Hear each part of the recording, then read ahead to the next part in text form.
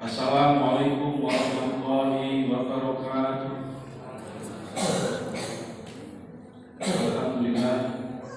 Alhamdulillahilladzi arsala rasulahu bil huda wa dinil haq liyudhhirahu 'ala dini kullihi walau kariha al-musyrikun. Asyhadu an la ilaha illallah wahdahu la syarika lah wa asyhadu anna Muhammadan abduhu wa rasuluh. Raditu billahi rabba wa bil islam dina wa bi Muhammadin nabiyyan wa rasulah. Rabbi zidni ilma wa warzuqni fahma. Amin ya rabbal alamin. Pertama, marilah kita panjatkan puji syukur kehadirat Allah Subhanahu wa taala yang telah melimpahkan rahmat serta hidayahnya kepada kita semua sehingga kita bisa memasuki Ramadan yang insyaallah besok terhitung hari ketiga dengan keadaan sehat walafiat. Sholawat serta salam kita tercurahkan kepada Nabi Muhammad SAW yang telah menunjukkan jalan iman dan Islam yang insyaallah kita nikmati sampai akhir hayat nanti. Jamaah yang dirahmati Allah, izinkan dalam beberapa waktu ke depan kami menyampaikan tausiah yang mudah-mudahan menjadi informasi pengetahuan untuk kita semua dengan tema Ramadan, apa yang terjadi pada tubuh kita atau Anda ketika berpuasa. Qala Allah Ta'ala fi Al-Qur'an Karim, a'udzu billahi minasyaitonir rajim. Bismillahirrahmanirrahim. Ya ayyuhalladzina amanu kutiba 'alaikumus shiyam kama kutiba 'alal ladzina min qablikum la'allakum tattaqun.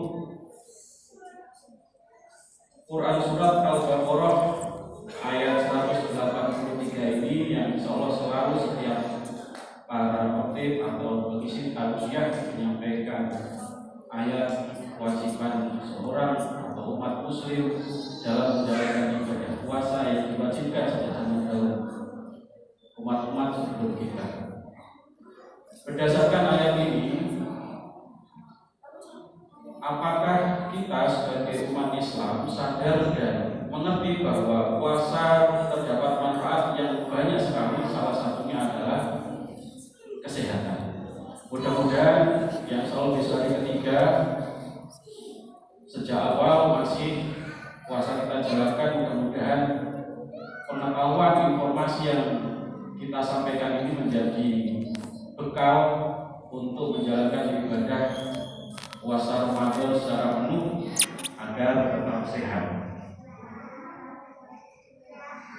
Dalam firman selanjutnya, surat Al-Baqarah ayat 184, wa antasumu khairul lakum in kuntum ta'lamun, yang artinya dan puasa itu lebih baik bagimu jika kamu mengetahuinya. Jadi dalam keutamaan bulan suci Ramadan yang insyaallah banyak sekali ini, kita diseru kepada Allah, diperintahkan untuk mengetahui keutamaan-keutamaannya. Setiap tahun umat Islam di seluruh pelosok dunia menjalankan Ramadan. Indonesia kurang lebih 13-14 jam sehari. Di belahan dunia lain, contoh negara lain, Norwegia misalkan 19-20 jam per hari. Yang mana aktivitasnya ketika kita puasa di bulan Ramadan tidak makan, tidak minum ataupun tidak makan. Lantas bagaimana yang terjadi terhadap tubuh kita? Kemudian selaras dengan ayat di atas, Rasulullah bersabda, suruh tasir, yang mana berpuasalah kamu, niscaya kamu akan sehat. Perkataan Rasulullah disampaikan sejak 14 abad yang lalu ini telah banyak dibuktikan oleh sains atau ilmiah di zaman modern. Perkataan Rasulullah ini juga menjadi hal yang ingin dibuktikan oleh agama lain, bahwasanya apakah ayat suci Al-Quran ataupun hadis yang menjadi dasar umat Islam adalah betul-betul petunjuk bagi umat kita memang belum mendapatkan laporan sampai saat ini di penelitian apapun atau di berita apapun, tidak ada yang menyampaikan bahwasanya orang meninggal diakibatkan karena ibadah puasa. Alhamdulillah sampai saat ini tidak ada. Dan ini salah satu bukti bahwasanya bulan puasa merupakan aktivitas puasa di bulan Ramadan menjadi hal yang luar biasa, nikmat sehat yang Allah kita akan mendapatkannya selama kurang lebih 30 hari. Nah, dalam hal ini apa yang terjadi pada tubuh kita jika berpuasa selama 30 hari? Jamaah sekalian, ternyata bagian tersulit dari aktivitas Ramadan adalah di awal puasa dari segi kesehatan, yang mana tubuh kita melakukan aktivitas adaptasi.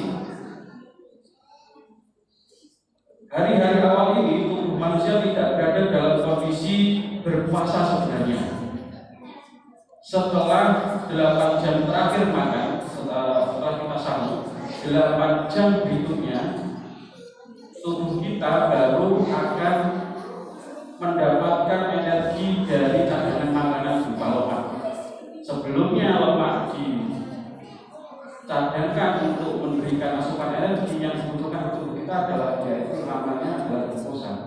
Nah, glukosa dihasilkan dari makanan yang kurang lebih bagi orang dewasa yang putri ataupun yang putra, ibu-ibu ataupun bapak-bapak kurang lebih 2.100 sampai 2.500 kalori. Kalori itu kebutuhan suatu kebutuhan tubuh kita untuk menghasilkan energi dan asupan makanan kita. Nah, jamaah sekalian yang dirahmati Allah,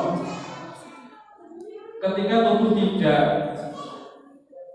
sejatinya tidak mengalami puasa di awal hari, kemudian beradaptasi 8 jam berikutnya, 8 jam berikutnya setelah sahur, baru energi-energi itu diambil dari cadangan makanan yaitu berupa lemak. Nah, hari-hari pertama biasanya menjadi masa yang paling sulit karena tubuh menyesuaikan, karena tubuh kita merasa lapar. Celakanya bagi yang tidak puasa, khususnya adik-adik, anak-anak kita biasanya akan merasa lapar berlebih atau kadang pun kita juga begitu, sehingga tubuh kita mendapatkan adaptasi atau melakukan adaptasi atau mendapatkan gejala-gejala yang perlu diadaptasi, minimal pusing, mual, itu karena akibat lapar yang berlebih. Namun ketika glukosa anjlok, atau gula darah yang menyebabkan tubuh kita lemah, dalam kelolosaannya sebenarnya itu mungkin kita mendapatkan rasa sakit. Yang tadi saya sampaikan adalah karena tubuh kita merasakan lapar yang terberat. Kemudian bagaimana memberikan asupan energi atau makanan bagi kita seorang umat Islam atau Muslim ketika berpuasa, sebaiknya seimbang antara kebutuhan kalori kita dalam satu hari. Kalau mohon maaf yang kaum berbahan, kaum berbahan yang aktivitasnya duduk santai tidak kerja, minimal 500 sampai 600 kalori per hari, baik buka atau bersahur. Tapi bagi kita bapak-bapak ibu-ibu yang kerjanya rutin ke pasar, berdagang, yang aktivitas membutuhkan banyak energi, paling tidak 910 kalori sampai 750 sampai 910 kalori baik berbuka puasa atau bersahur.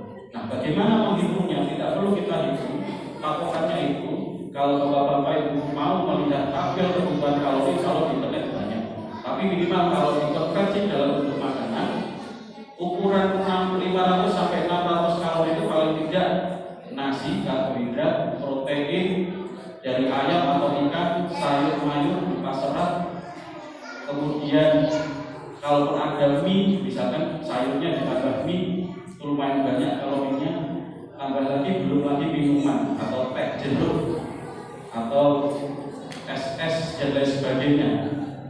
Nah, ini paling tidak 500 sampai 600 kalori. Tapi kalau lebih, ya paling tidak ukuran kita adalah 910 kalori. Nah itu. Kemudian Bapak Ibu sekalian, setelah dari bagian tersulit di hari awal, karena tubuh kita beradaptasi melalui kelaparan yang amat berat, gejalanya pusing, mual, dan lain sebagainya. Hati-hati dengan dehidrasi di hari ketiga sampai ke-7. Di awal puasa, hari pertama, kedua, kemudian dari ketiga sampai ke-7 biasanya tubuh mengalami dehidrasi karena terjadi adaptasi, kemudian membutuhkan banyak asupan cairan, tidak hanya melulu soal air, tapi cairan dalam tubuh. Biasanya 3 hari ketiga dan ke-7 banyak mengalami dehidrasi. Makanya mudah-mudahan informasi ini khususnya untuk adik-adik, anak-anak di rumah, ketika buka atau sahur, paling tidak kebutuhan cairan atau minum, air dan sebagainya lebih banyak. Kemudian air ini penting kenapa? Untuk asupan supaya kita tidak dehidrasi dan menjaga keseimbangan gizi dengan mengkonsumsi tambahan-tambahan dan tambahan lainnya. Seperti tadi saya sampaikan berupa protein, kalau bisa Bapak Ibu godokan, kukusan, steamer. Alhamdulillah sudah saya lakukan 2-3 tahun terakhir ini. Sehat, badan ringan, gorengan mungkin apa Bapak Ibu? Karena nasi goreng mungkin apa Bapak Ibu? Tapi lumayan, lumayan. Saya nggak berani, apalagi yang bagi kita yang mudah sekali kolesterolnya naik. Nah, bulan puasa sebenarnya kondisi kita karena lemak kita berkurang, metabolisme lebih cepat, kolesterol lebih kurang, bisa berkurang dan menghambat laju glukosa lebih tinggi, sehingga insya Allah diabetes, mencegah penyakit-penyakit yang dinamakan diabetes kita. Jadi nikmat sehat dalam ibadah puasa kalau sangat banyak sekali. Kemudian setelah di pertengahan hari ke-18, hari ke-8 sampai 15, pada tahap ketiga ini kita sudah terbiasa melihat peningkatan karena tubuh mulai menyesuaikan diri dengan asupan nutrisi dan kebiasaan pola makan atau metabolisme yang sudah stabil. Kemudian dalam kehidupan sehari-hari kita bisa sering makan, jangan terlalu lebih juga, Bapak Ibu. Kita sering makan terlalu banyak kalori, yang akhirnya mencegah tubuh untuk melakukan tugas-tugas dengan baik, seperti menyembuhkan diri sendiri atau kita membuat autoimun. Jadi ketika hari ke-8 sampai 15 diharapkan diajukan oleh ahli gizi bahwa kita makan makanan yang seimbang supaya recovery setelah beradaptasi dan sebagainya. Seorang dokter Razi Mahfud, seorang konsultan kedokteran dari rumah sakit di Cambridge, menjelaskan ada beberapa keuntungan lain dari puasa. Terlalu banyak makan kalori bisa menghambat tubuh untuk menyembuhkan diri tadi. Dalam kehidupan sehari-hari bisa mengakibatkan gejala-gejala yang akhirnya menghambat tugas-tugas organisme. Jadi hal itu diperbaiki pada masa-masa puasa dengan mungkin tubuh untuk menghasilkan perhatian ke fungsi-fungsi lain. Dengan puasa, makanan yang sehat, fungsi-fungsi organ dengan asupan nutrisi yang cukup, insya Allah akan bisa menyesuaikan diri dan mencegah banyak penyakit, terutama infeksi-infeksi. Biasanya manfaat yang terjadi ketika punya asam lambung tinggi, lemak dan sebagainya. Kalau tidak ada peradangan dan infeksi, insya Allah ketika puasa malah tidak. Ini yang aneh sebenarnya. Malah kadang-kadang kalau kita tidak makan, kita makan tapi dengan puasa tidak terjadi itu. Nah, supaya kita tahu bahwasannya asupan kalori setelah ketika berbuka dan sahur, mudah-mudahan kita juga perhatikan. Kemudian dari ke-16 sampai 30 tubuh melakukan aktivitas yang kita sebut detoksifikasi. Nah, detoksifikasi ini membuang radiasi tubuh yang harapannya sel-sel dalam tubuh beregenerasi. Nah, Bapak Ibu sekalian yang kami hormati jamaah yang tolong dirahmati Allah, kesehatan bagi kita sangat penting. Saya memilih tema ini dari pengalaman kurang lebih 2 atau 3 minggu yang lalu setelah sakit, memilih materi ini untuk tausiah dan menjadi peringatan bagi saya pribadi dan jamaah sekalian supaya menjaga kesehatan di bulan Ramadan. Karena puasa pada bulan Ramadan berlangsung dari subuh hingga maghrib, cukup menjadi kesempatan untuk mengisi kembali tubuh kita dengan makanan dan cairan penghasil tenaga.